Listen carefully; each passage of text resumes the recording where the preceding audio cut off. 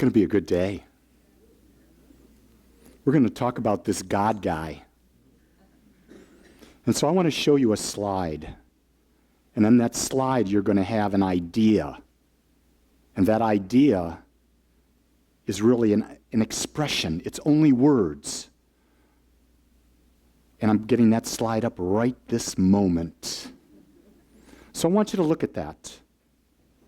And I want you to really start to look at it very slowly and very clearly. God is not a person, but God is a presence personified in us. Spirituality is not a thing. It is an atmosphere of God's presence. So we're going to try to get that. We're going to try to really dig deep into that. What is this atmosphere of God's presence? It's who you are. It's the acceptance of the perfection of life through you.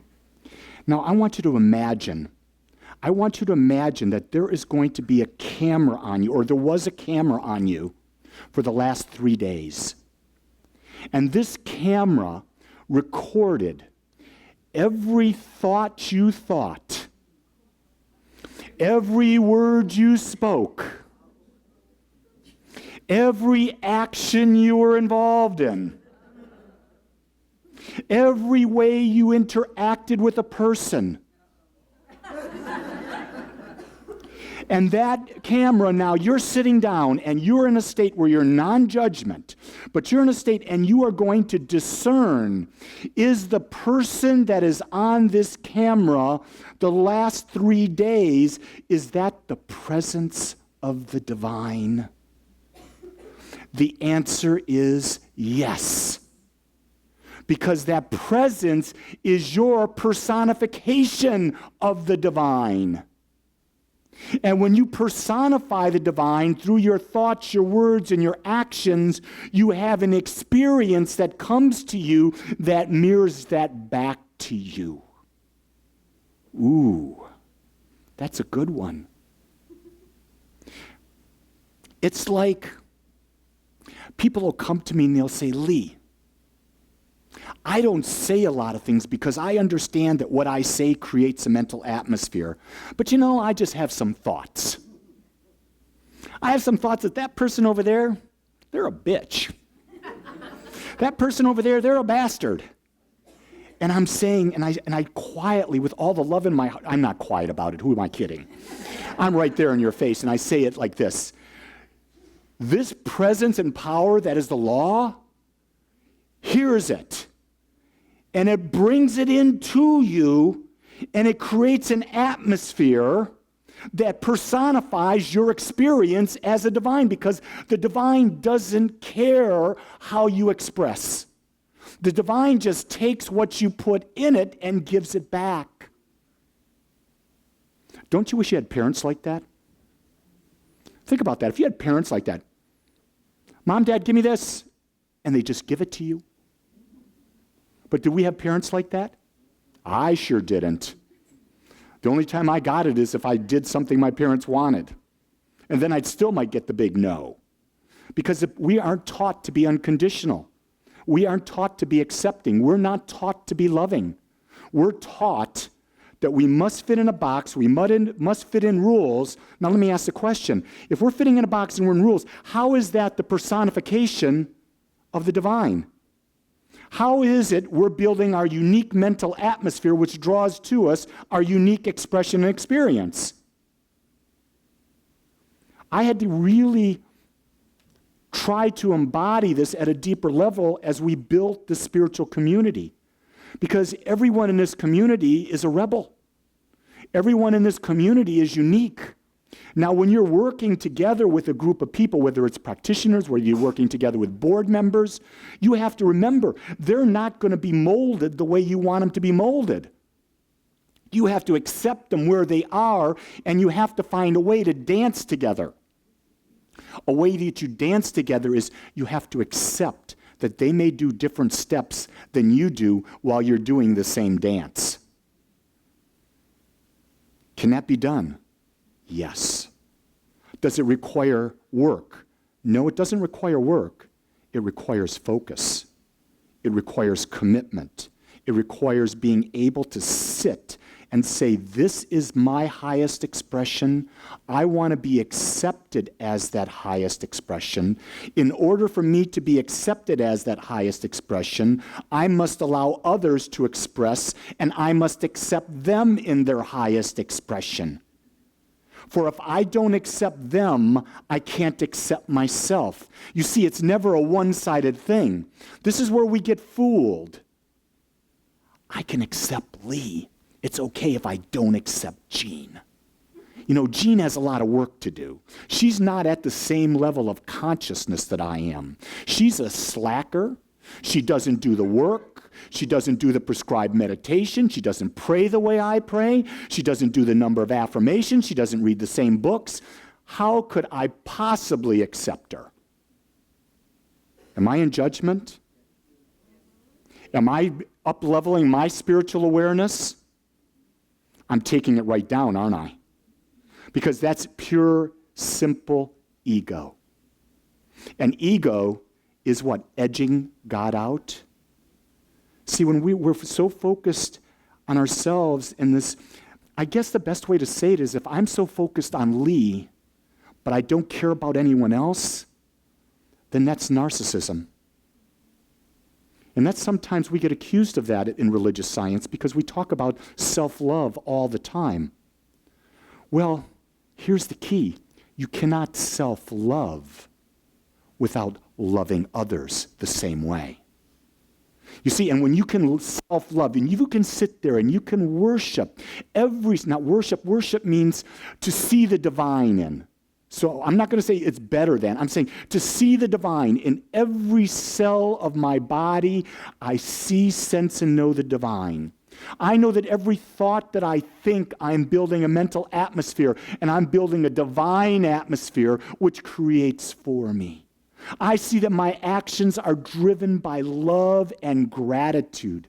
I'm able to see the perfection of my life.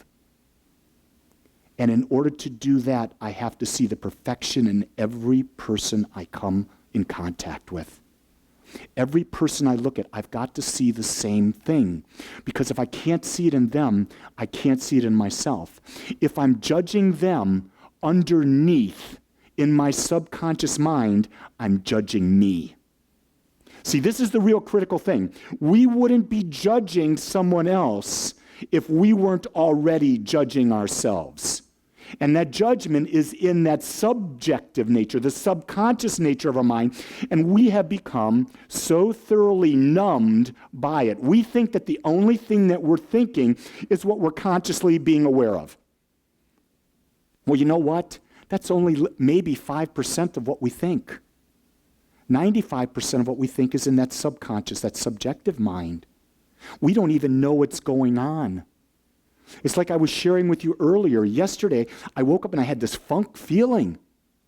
And I'm saying, wait a second, all my conscious thoughts were in alignment. All my conscious thoughts were about having the great day. Everything was in alignment. Everything was perfect. Why does this funk atmosphere about me? And I said, I don't know, but I know it must be in my subconscious mind because it's prevalent.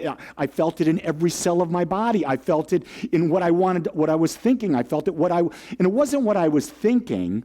It was how I was thinking what I was thinking. Does that make sense? You could be thinking a really good thought, but when you're thinking that really good thought, you may have an atmosphere of, let me stick a knife in someone. You know what I mean? Because you have to align. I think Ernest Holmes said this so perfectly when he said, the pure idea of demonstration of a spiritual mind treatment is that you must align your thoughts, your words, and the feelings. You have to bring in, and so when we build a belief, the belief is not the words, the actions alone, and the thoughts. It's having a feeling nature where they so intertwined, and that feeling it's in alignment. And in that alignment, you don't have this discord that I was feeling yesterday. And so the only thing I knew to do was to meditate. Because I tried doing affirmations, and as I was doing the affirmations, oh, who are you friggin' kidding? Who are you kidding? This ain't going to work. This ain't going to work. This ain't going to work. It was at that moment I knew I needed to reboot. You know, when that computer's got a funk on, it's time to reboot it. It was interesting. I couldn't get on. I was trying to do some banking for my father. And I was on Google Plus. And so I was connecting to the two banks I needed to do to move some money around, yada, yada. It wouldn't work. It wouldn't work. It wouldn't work. I called up the help desk at both banks. They couldn't help me. And I thought about it and thought about it. Maybe if I use a different browser, it'll work. So I closed Google down and I went into Safari. Went into Safari, worked like perfect. See, you had to come out of the state of consciousness you were in into a new state of consciousness that didn't have the bugs in it.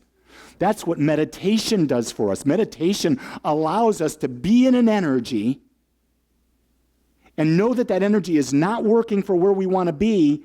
And so in the meditation, we pause, and all of a sudden, the consciousness shifts, it shifts, it shifts, it shifts, it moves. We come out of the state of meditation, and we start living again. We're in a completely different state. It's a spiritual reboot. You see, it's the whole idea that we come back to. We've got to embody, if God is not a person, then I am not the person. Does that make sense? So many times when we start focusing on new thought and the powers within us, we want to say that I am the man or I am the woman. And when we have that thought, are we causing separation with the people that are around us? Are we building a platform that we stand upon and we cause ourselves to be separated from others? You can say, I am a man and I am one hell of a unique one. See, that's cool. I am a woman, and I am so unique, everyone wants to be with me. See, there's nothing wrong with that, because you can say when you are you're leaving room for everyone else to be the same, but when you say I am you are separating yourself and you're making yourself, it's almost like you're anthropomorphizing yourself. Isn't that interesting? Sometimes what we find is, instead of anthropomorphizing God, in other words, giving God human qualities, we anthropomorphize ourselves and give ourselves God qualities, but we forget to understand that everyone is the same. So while we talk about this, we go really back to basics. There's an infinite intelligence that surrounds us. We call it one mind, infinite mind, divine mind.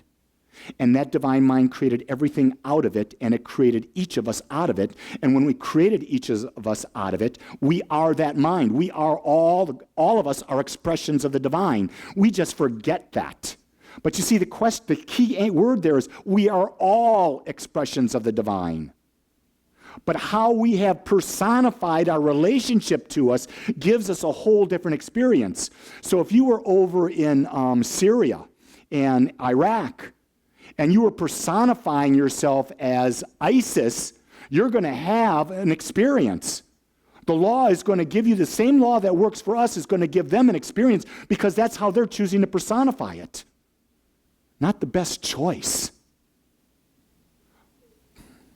Let me say, I don't want to put it, not a choice I'm going to make from my human platform. Does that make sense? Because in the divine, there's no such thing as death. Death is non-existent. The divine is infinite. Nothing dies in the divine. The essence of who you are, your soul essence, does not die. It does not change. It is always infinite. It is always perfect. It is the attachment to our body, attachment to the human mind that causes us all the pain. It covers us all the suffering. So we have to detach from that in order to really understand our personification and understand that we're creating an atmosphere. People want to say, I'm so spiritual. What does that mean? Everyone's spiritual. The question is the atmosphere you're creating self-chosen?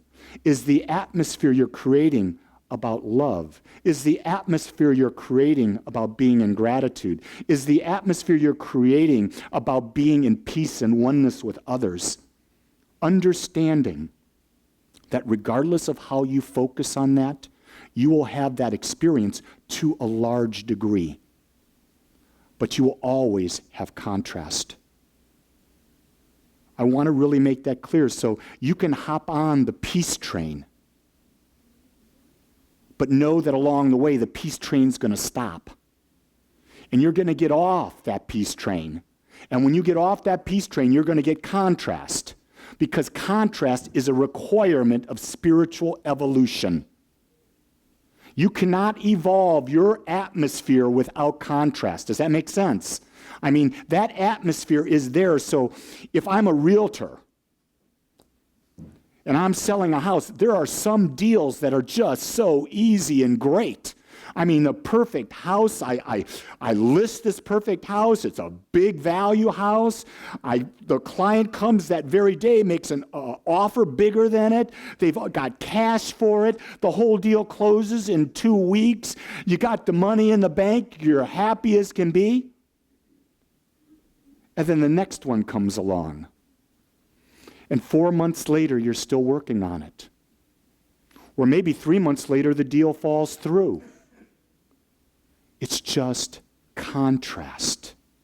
But we get so attached that everything has to work out in our human way that we don't look beyond and say, what is the lesson that I can get to understand? How can I apply and create a different mental atmosphere, and through the creation of that mental atmosphere, have a different experience next time? See, that's the beauty. When we understand that the divine personifies itself as us, when we understand that every thought, word, and action we do creates a mental atmosphere, when we embody that and we remember that there's a camera. It's the divine camera. It's your own camera. It's not God's camera out there focusing on you. It is your own camera. And it's recording everything you think, do, and say. Everything you think, do, and say. It knows how many times yesterday you picked your nose. Nothing wrong with picking your nose.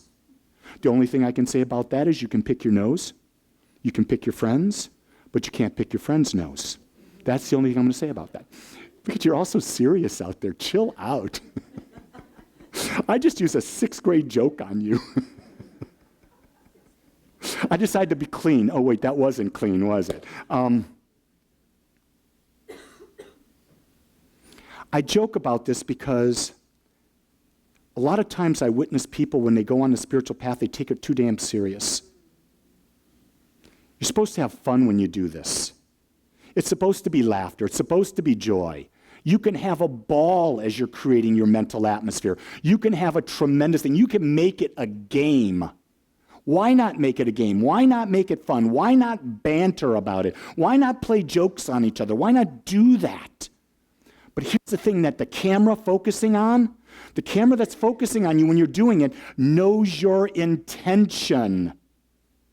And you see, the intention behind everything is the real meaning that the law, the atmosphere is taking, and that's what's creating. And the key thing is when someone's coming at you and they're speaking their words at you, you got to make sure you understand their intention. You've got to make sure you understand what they value, because chances are, most of the time, they value something different than you value. And when they say something to you, you're interpreting it through your values, and you're having a total misinterpretation of the intention of it, and you'll fly off the handle at them. You'll create this whole big brouhaha, all of this work, and all of it was totally unnecessary. It's acceptance. It's thoroughly about acceptance. I use the word acceptance as a substitute now for the meaning of love. If I accept Lee as I am, I'm loving Lee. If I accept Beverly as she is, I'm loving her. If I accept Bob as he is, I'm loving Bob. So I'm going to invite you to close your eyes. Put both feet on the ground. And when I speak, let my words be your words. I know there is a power and a presence that surrounds me. It is infinite. It is all-knowing. It is all-powerful. It has always been and always will be. I embody that I am an expression of the infinite nature of divine mind. Not only do I embody that I am an expression of divine mind, but I embody that each person I meet, that each person in this room, that each person in the world is an embodiment of divine mind. And I see that within this infinite mind, that there is peace and harmony, because there is an unwritten, unknown, undeclared law that holds everything in perfect balance. I embrace the idea, and I start by looking and seeing that my thoughts are in perfect divine order. My words are in divine order. My actions are in divine order. My feelings are in divine order.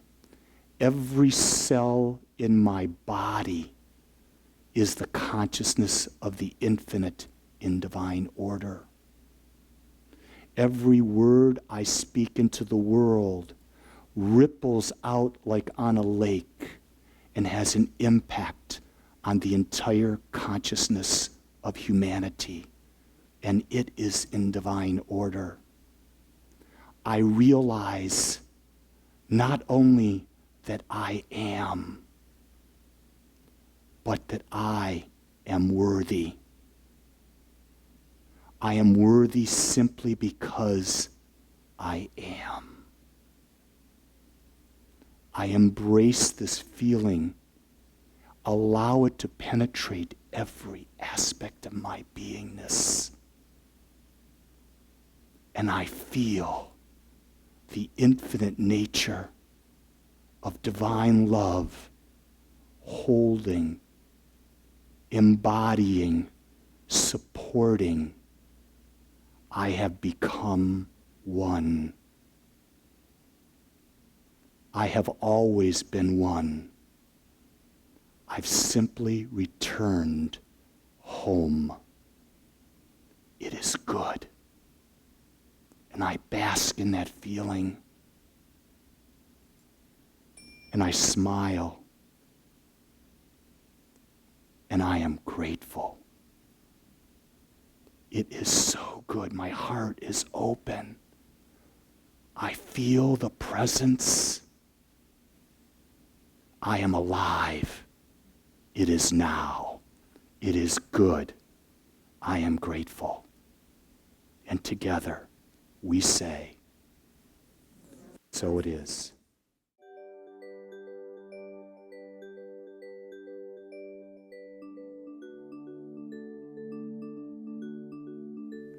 I want to thank you for joining us today. I am so grateful that you took your time to watch or listen to this message. If you found this message beneficial, I would ask you to go to our website. Once there, click on the Contribute button and experience the joy of conscious and purposeful giving. It is through your gifts that we are able to bring this message to the world. I would also ask you to please share this message with anyone you feel might benefit. Again, I want to thank you for joining me and the Agape community as together we bring joy to life.